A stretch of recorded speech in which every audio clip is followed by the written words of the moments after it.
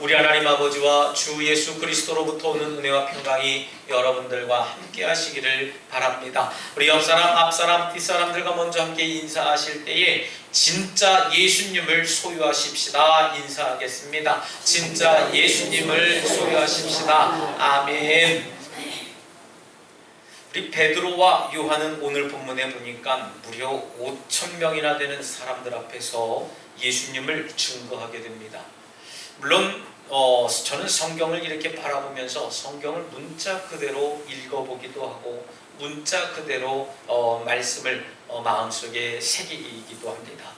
오늘 새벽에 갑자기 드는 제 마음은 성경을 잘 읽어서 주석을 많이 바라봐서 여러분들에게 좋은 또 쉽게 말씀을 주석을 연구하고 그렇게 편안한 말씀을 증거하는 목사가 아니라 말씀을 그대로 행하는 그런 목사가 되어야 되겠다는 마음이 들기도 했습니다.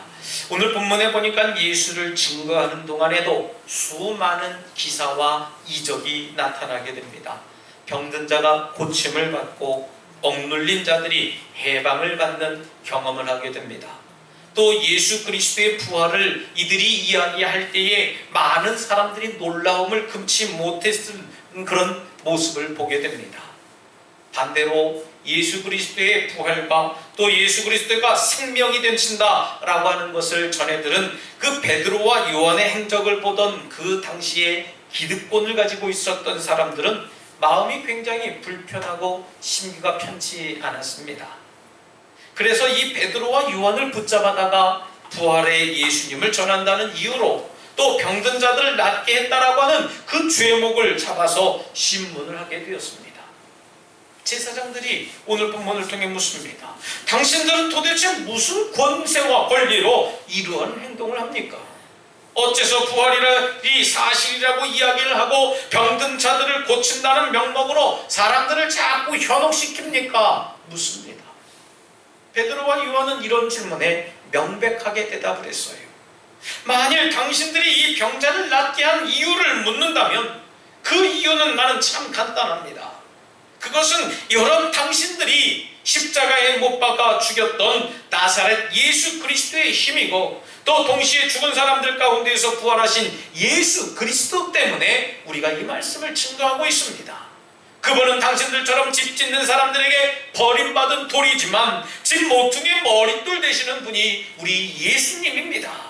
하늘 아래 어느 누구도 예수 이름밖에 없다는 다른 구원의 이름을 세상이 주신 적이 없습니다 라고 고백을 하게 됐어요. 여러분 우리 한번 생각해 보실까요? 신문을 받고 있는 상황입니다. 신문을 받고 있는 이런 상황 속에서 이렇게 대답을 한다라고 하는 것은 목숨을 아마 내놓는 일 아닐까 생각을 해봐요. 더 이상 살려고 또 저들이 원하는 저들이 바라는 그런 모형적인 그런 대답이 아니라 여러분 만일 재판장 앞에 여러분들이 서 있다라고 하면 이 질문을 받는다라고 하면 또 내 목숨이 여기서 말 한마디 잘못함으로 인해서 내 목숨을 부지할 수 없다라고 하면 여러분 어떤 대답을 이들에게 할 수 있을까 한번 생각해 봐야 될 문제입니다. 저는 끔찍합니다. 만약에 우리가 지금 이거 살아가고 평화롭게 살아가는 이 땅에 만약에 공산권이라든지 아니면 예수 그리스도를 대적하는 적그리스도들이 와서 내게 총을 대고 목에 칼을 대고서 와서 예수님 부인하면 내가 살려줄게, 예수님 전하지 않으면 내가 그냥 너 놓아줄게 하면 뭐라고 내가 얘기를 할 수 있을까? 그 자리를 모면하고 되돌아서서 복음 증거해야 될까? 아니면 그때에도 내 목숨 하나인데 예수님을 부정하지 않고 담대히 나가야 될까라는 그런 고민을 저는 가끔씩 해봅니다. 오늘 본문의 말씀을 한번 생각해 보십시오. 도대체 당신 무슨 생각으로 예수를 증거하고 있습니까? 그렇게 우리들에게 묻는다면 여러분들 베드로와 요한처럼 그렇게 담대하게 대답을 할 수 있을까? 한번 생각해 볼 문제라고 하는 것입니다. 오늘 이 시간 베드로와 요한의 모습을 통해서 예수 그리스도의 모습을 저와 여러분들이 좀 생각해 보고 이 말씀을 통해서 저와 여러분들이 예수 그리스도의 그 죽음, 예수 그리스도의 이름 때문에 우리의 생명도 내 조금도 아끼지 않는 그런 믿음의 삶을 저와 여러분들이 고백하는 그런 시간이 되시기를 주님의 이름으로 부탁드리겠습니다. 여러분, 베드로와 요한에게는 예수 그리스도만이 그들에게 정말 참되고 진실되고 바른 것이고 진짜라고 하는 것을 보게 됩니다. 하늘 안에 예수 이름 말고는 그 누구도 구원의 이름을 준 이가 없다라고 오늘 고백합니다. 여러분, 진짜를 가진 사람의 마음은 어떻겠습니까? 진짜를 가진 사람은 설령 가짜를 내가 가지고 있고 가짜를 내가 지니고 있다고 할지라도 다른 사람 앞에 정말 당당합니다. 다른 사람이 진짜를 가지고 있는 사람을 부러워하거나 또 부끄러워하지 않습니다. 당당합니다. 뭔가 자신감이 있어요. 왠지 아십니까? 그 사람의 집 서랍 깊은 곳에는 진짜를 고이 간직하고 있기 때문에 내가 조금 가짜를 가지고 있고 조금 덜한 걸 가지고 있는다 할지라도 조금도 부러워하거나 부끄러워하지 않는다는 얘기입니다. 만일 진짜를 갖고 있지 않고 여러분들 가짜만 가지고 있고 짝퉁을 들고 다닌다 한다면 진짜를 가지고 있고 진짜를 지닌 사람들 앞에 위축되고 또 숨기고 싶고 부끄럽게 마련입니다. 왜요? 자신이 없어요. 누군가가 물으면 자신이 없습니다. 예전에 제가 운동을 하기 위해서 그만 시계를 풀어놓고 운동을 한 적이 있습니다. 운동을 하고 이렇게 돌아왔더니 화장실을 갔다 왔더니 그 운동 그 센터 안에서 제 시계가 없어졌어요. 돌아와 보니까 참 이게 답답하더라고요. 이거를 저 카운터에 얘기를 해야 될까. 그런데 그 시계가 하나도 아까운 생각이 들지 않던 겁니다. 왜냐하면 중국에서 우리나라 돈으로 2,000원 주고 명품을 사온 겁니다. 아주 번쩍번쩍 빛나고요. 겉으로 보면 그럴듯해요. 근데 우리나라 돈으로 2,000원 줬어요. 물론 2,000원도요 아깝습니다.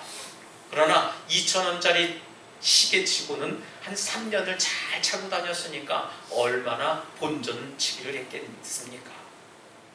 누군가가 제게 묻는다면 진짜야 하고 뒤밀어도 남들이 이야 정말 그럴듯하다, 야 몇백만 원 하겠다 라고 할 정도로 하는 시계였습니다. 근데 그 시계가 없어졌어요. 근데 마음은 편합니다. 아마 진짜를 잃어버렸다라고 하면 마음이 불편하고 이걸 찾아야 되는데 아마 안절부절하지 않았을까 생각이 듭니다. 잃어버려도 아니 여러분 솔직히 그것 없으니까 조금 허전하기만 했지만요 마음은 편했습니다.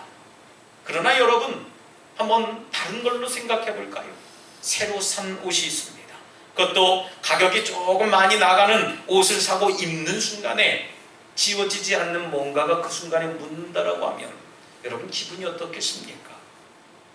새 자동차를 출고받고 오는 길에 그만 누군가가 툭 쳐서 자동차가 조금 기스가 났어요.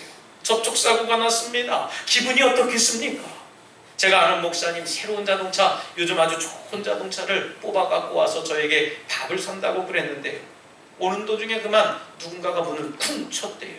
그래서 조금 들어가고 좀 페인트도 조금 벗겨졌어요. 그 다음부터 이 차가 정이 없어지더래요. 제가 그래서 그 목사님에게 그러면 그거 나 줘 그랬더니 막 웃으면서 나중에 더 정 떨어지면 준다고 이야기를 했는데 그때가 올란가는 모르겠습니다. 여러분 진짜와 가짜의 겉모습은 똑같습니다. 똑같아요. 누구도 분별을 못합니다. 근데 요즘 젊은이들은 이게 진짜인지 가짜인지 다 분별을 한다고 해요. 하지만 아무리 겉모습이 똑같다 할지라도요 짝퉁이 진짜가 될 수 없는 이유가 있습니다. 그것은 브랜드의 가치라고 하는 겁니다. 상표라고 하는 것이지요. 여러분들이 잘 알고 있는 대표적인 브랜드 코카콜라라고 하는 게 있습니다. 저 우리 미국에 가면 애틀란타라고 하는 도시에서 나오는 코카콜라가 있는데요. 여러분 이 브랜드의 가치는 우리나라의 모든 기업이 1년 동안 소득을 가져도 모자라는 그 수익보다도 더 큰 값어치를 가지고 있는 것이 코카콜라 상표라는 거예요. 이 브랜드의 가치라는 말은 제품을 팔고 나서 얻는 이득을 말하는 거예요. 여러분, 그냥 브랜드 상표만의 가치가 그렇다는 겁니다.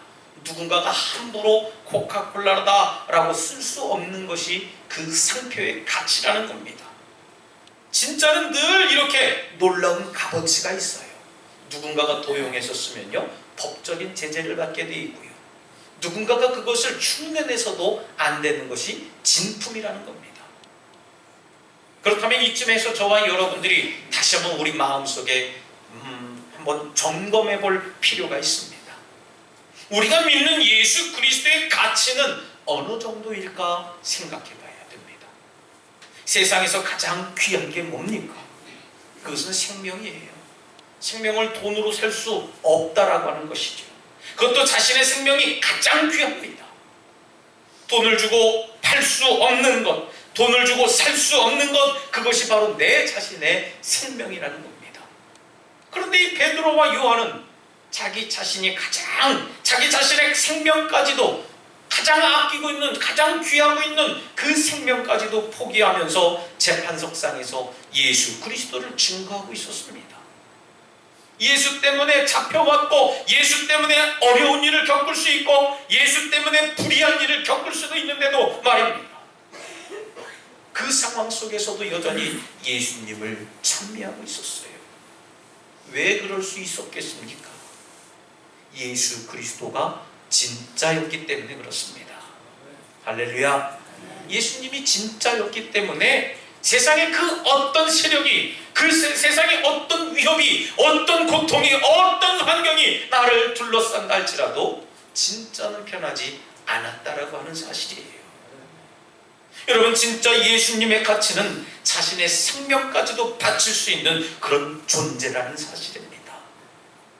여러분, 우리는 어떻습니까? 우리 예수가 우리들에게 그럴 수 있을 만한 가치가 있는 존재냐 한번 물어봐야 됩니다. 여러분, 혹시 짝퉁 예수를, 가짜 예수님을 내 마음속에 모시고 계시지는 않는지, 내가 위급하고 다급할 때만 살짝 꺼내서 예수님 부르고, 나 편할 때에는 내 멋대로 살아가는 그런 가짜 예수님 말고요, 여러분, 진짜 예수님을 우리들 마음속에 소유해야 될 줄 믿습니다. 무가치하게 소유하고 아무렇지 않게 예수를 대하고 있지는 않는지, 이 자리를 통해서 저와 여러분들이 신중하게 심각하게 점검해 봐야 됩니다. 우리 예수님께서 내 삶의 증거가 되지 못하고 또 진짜가 되지 못하기 때문에 믿음을 가볍게 여기고 신앙마저 경솔히 여기는 경우가 우리들 삶 가운데 너무나 많습니다.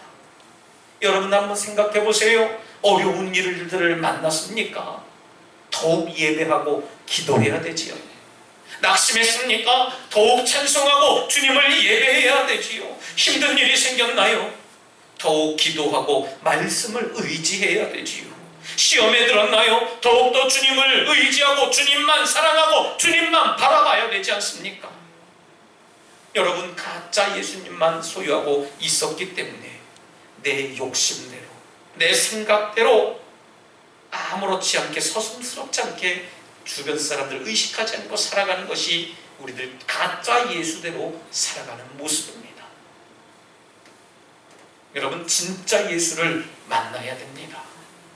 저도 여러분들에게 진짜 예수를 만납시다, 진짜 예수를 소유해야 됩니다 라고 외치면, 증거하면요, 여러분들 마음속에 어떻게 반응합니까? 오늘은 바쁘고요, 다음에 만날게요. 목사님, 금년은 말고요, 내년에 만날게요. 이번 주 말고요, 다음 주에 만날게요. 이번 달 말고 다음 달에 만나겠습니다. 자꾸 핑계를 대요. 다음에. 여러분, 오늘 이 시간 진짜가 되신 진짜 예수 그리스도를 만나고 소유하시기를 주님의 이름으로 부탁드리겠습니다. 이대로는 안 됩니다. 교회를 10년, 20년, 아니 30년, 40년 그 이상씩 출석을 하고 우리가 예배를 드렸다 할지라도요, 진짜 예수님을 만나지 않으면 안 된다 말씀드립니다. 베드로와 요한은 진짜를 소유하고 있었기 때문에, 진짜를 몸에 지니고 있었기 때문에 그 어려운 재판석상에서도 담대히, 그리고 아주 자랑스럽게 예수님에 대해서 이야기할 수 있었습니다. 우리 덕수 가족들은 진짜 예수님을 소유하시는 분들이 되시길 주님의 이름으로 부탁드리겠습니다. 베드로와 요한처럼 어떠한 상황 속에서도요, 부활의 예수님을 증거할 수 있는 저와 여러분들이 되어야 될 줄 믿습니다. 여러분, 베드로를 한번 생각해 보세요. 베드로는 어떤 사람이었습니까? 베드로는 예수님을 부인했던 사람입니다. 예수님이 재판을 받던 그 순간에 숨어서 보고 있다가 어떤 여종의 신고를 받고선 찾아온 많은 사람들에게 예수님을 모른다고 3번이나 부정했던 사람이에요. 나 저 사람하고 아무 관계없는 사람입니다. 나 저 사람 모르는 사람이에요. 저 사람이랑 나랑 아무 상관없는 사람입니다. 3번 동안 부인을 했어요. 하지만 그때와 지금은 여전히 바뀐 상태입니다. 변화된 상태예요. 너무나 다른 모습입니다. 예수를 부정하기는커녕 나사렛 예수 그리스도의 이름을 담대히 전하는 모습으로 변화되었습니다. 변질되지 않았어요. 왜 그럴 수 있었겠습니까? 성경을 보니까 아주 정확한 답을 해주고 있습니다. 성령이 충만하여 라고 했습니다. 베드로는 지금 성령이 충만한 사람이 되었다는 거예요. 과거에는 성령을 만나지 못하고 주님의 제자의 역할을 했지만 이제는 주님의 일을 감당할 때에 성령의 충만함으로 했다라고 하는 것입니다. 여러분, 성령이 충만하다라고 하는 건 뭡니까? 성령의 붙들림을 받았다는 얘기예요. 성령이 이렇게 해라 저렇게 해라, 성령이 좌로 우로 흔들어대면 성령에 따라 살아가는 사람이 성령에 충만한 사람입니다. 성령의 이끌림을 받는 사람이에요. 성령의 말씀을 듣고 성령의 감동대로 살아가는 사람이 성령 충만한 사람입니다. 여러분, 지금 여러분들은 무엇에 붙들려 있습니까? 지금 여러분들은 무엇을 붙들고 있습니까? 또 여러분들을 붙들고 있는 게 과연 무엇입니까? 성령님입니까? 예수님입니까? 아니면 가족입니까? 물질입니까? 일입니까? 건강입니까? 아니면 여러분들의 악하고 더럽고 추하고 말하기조차 부끄러운 습관들입니까? 만일 여러분 이런 악습들이라면요, 그것으로부터 우리가 참된 자유를 얻어야 될 줄 믿습니다. 그것에부터 우리가 바로 벗어나야 돼요. 가족을 버리고 건강을 버리라는 말씀이 절대 아닙니다. 그것이 궁극적으로 우리를 살릴 수 있는 길이 아니라는 것을 우리가 생각하고 깨달아야 된다는 말씀이에요. 한 가지 일에 몰두하는 사람을 매니아, 마니아라고 이야기를 합니다. 어떤 이들은 한 가지 일에 몰두해요. 우표를 수집하는 사람도 있고, 어떤 이들은 연예인 사진들을 수집하는 이들도 있어요. 아마 여러분들도 젊었을 때에 우표를 수집하거나 여러 가지 모아두는 그런 취미를 가져보신 분들도 있을 겁니다. 저도 한때는 그런 매니아적인 그런 마음을 가지고 있었어요. 외국 동전을 모으는 일에 아주 몰두한 적이 있었습니다. 지금은 외국 동전을 얻기가 참 쉽습니다. 이곳저곳 또 그리고 이 나라 저 나라가 많이 개방되었기 때문에 외국 동전을 우리가 쉽게 찾아볼 수 있고 쉽게 얻을 수도 있어요.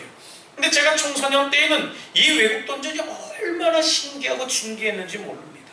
특별히 저 서방 세계에 있는 그 동전들은요, 참 진귀했어요. 제가 지금도 생각나는 거는 저희 아버님이 성지순례를 다녀오셔서 동전을 몇 개 갖다 주셨는데 거기 로마 글씨가 써 있는 겁니다. 이탈리아 글씨가 써 있고 그리스 글자가 써 있는 거, 얼마나 신기한지 몰랐어요. 또 심지어는 히브리 글씨가 써 있는 겁니다. 그런 것들을 하나 둘씩 모으다 보니까 재미가 생기고 흥미가 생겼습니다. 거기에 몰두되어 있어요. 공부하지 않습니다. 뭘 해도 그거 모을 생각, 뭘 해도 그것만 생각하고 있어요. 하지만 청년이 되고서는 그 수집을 그만두게 됐습니다. 왜 그만뒀겠냐면요, 그것이 전부였었던 그 시간이 지나고 나니까 그 시간이 추억으로만 남게 됩니다. 그저 저의 믿음 생활에 도움을 주지 못한다라고 깨닫는 그 순간부터 그 매니아적인 생각을 버렸다는 겁니다. 지금도 제 방 서랍에는 여러 나라의 동전이 한 뭉치 있습니다. 버리지는 않았기 때문에 그냥 뭉치가 있어요. 그래서 요즘씩 가끔씩 꺼내보면서 그 추억을 되새기도 하는데, 여러분, 한때는 그렇게 그것을 소중하게 생각했고 그것을 한때는 그거 없으면 안 되는 것처럼 느끼며 살아갔던 그것들을 어떻게 그렇게 버릴 수 있을까요? 여러분, 그곳에는 구원이 없기 때문에 그렇습니다. 재미는 있고 기쁨도 찾을 수 있고 행복감도 있고 만족감을 얻을 수 있지만 시간이 지나면 이래 재미와 기쁨은 사라지고 공허하고 허무하기 때문에 그렇습니다. 더욱더 갈증만 생기게 마련이에요. 욕심만 생깁니다. 어떻게 하면 이걸 더 모을까? 어떻게 하면 더 수집할까? 더 가질까 하는 그런 마음 말이죠. 하나님과 예수님께 집중할 수 없는 삶을 제 앞에 제시두게 됩니다. 여러분, 우리를 살릴 수 있는 유일한 길이 무엇입니까? 우리를 살릴 수 있는 유일한 길은 물질입니까? 명예입니까? 일입니까? 여러분들 자녀들입니까? 우리를 살릴 수 있는 유일한 길은 예수 그리스도인 줄 믿으시길 바랍니다. 예수님만이 우리를 구원해주는 유일한 길이에요. 여러분들 믿습니까? 여러분, 버림받았던 돌인 예수님이 집 모퉁이의 머릿돌이 되셨던 것처럼 세상 사람들로부터는 버림받았던 이 예수님이 우리에게 의미 있는 존재가 되기 위해서는 예수 안에서 우리가 성령의 붙들림을 받아야 될 줄 믿습니다. 여러분, 성령 충만함을 통해서 예수님의 붙들림을 받아야 된다는 말씀이에요. 그래야 우리가 살 수 있는 것입니다. 그래야 우리가 영원히 살 수 있는 거예요. 그 길만이 구원에 이르는 유일한 길임을 우리가 인정하면서 살아가야 될 줄 믿습니다. 사랑하는 우리 덕수가족 여러분, 베드로와 요한의 설교를 듣고 있었던 그 수많은 사람들은 성경에 5,000명이라고 기록되어져 있습니다. 물론 저는 숫자에 그렇게 연연을 두고 중요하다 생각하지는 않습니다. 아마도 여인과 아이들과 노인들을 다 포함했다면 10,000명 정도 되지 않았을까 생각이 들어요. 여러분, 이 수많은 사람들 앞에서 말씀을 증거하던 베드로와 요한의 모습을 통해서 우리는 두 가지 사실을 깨달았지 않았습니까? 첫째는 그들이 진짜를 알고 진짜를 소유하고 있었다는 사실이에요. 여러분, 진짜가 무엇인지, 진짜를 내가 마음속에 소유하고 있는 그런 저와 여러분들 되시기를 부탁드리겠습니다. 예수님만이 진짜이고 예수를 소유하고 있었기 때문에, 예수를 품 안에 모셨기 때문에 그들은 강하고 담대함을 가지고 있었다는 얘기입니다. 두 번째로는 그들은 예수님께 또 성령님께 붙들린 사람들이었습니다. 세상의 다른 어떤 무엇에 붙들린다 할지라도 그 안에서는 구원을 찾을 수가 없어요. 다른 것으로부터는 우리가 구원을 받을 수 있는 것이 없다는 얘기입니다. 오직 예수님만이 구원의 유일한 길임을 믿으시기를 바랍니다. 여러분, 진짜 예수 그리스도를 소유하시기 바랍니다. 진짜이신 예수 그리스도에게 붙들림을 받으시기를 바랍니다. 예수 그리스도, 그분만이 나의 생명이고 그분만이 나의 구원자이심을 믿으시는 저와 여러분들의 삶이 되시기를 다시 한번 주님의 이름으로 축원합니다. 이 시간 함께 결단의 기도를 드릴 때 주님, 저희들에게 진리가 되신 주님을 소유할 수 있는 믿음을 갖게 하시고 진짜를 깨닫고 진짜를 마음속에 갖게 하여 주시옵소서라고 잠시 결단의 기도를 드리겠습니다. 할렐루야. 사랑과 은혜가 충만하신 하나님, 저희들이 예수님이 진짜임을 깨닫게 하시고 진짜이신 예수님을 마음속에 모시며 살아갈 수 있도록 저희들을 축복하여 주시옵소서. 오르나 자로나 치우치지 아니하도록 성령께서 인도하여 주시옵시고 성령의 붙들림을 받고 성령의 충만한 삶을 살아갈 수 있도록 저희들을 주장하여 주시옵소서. 주님 도와주실 줄 믿습니다.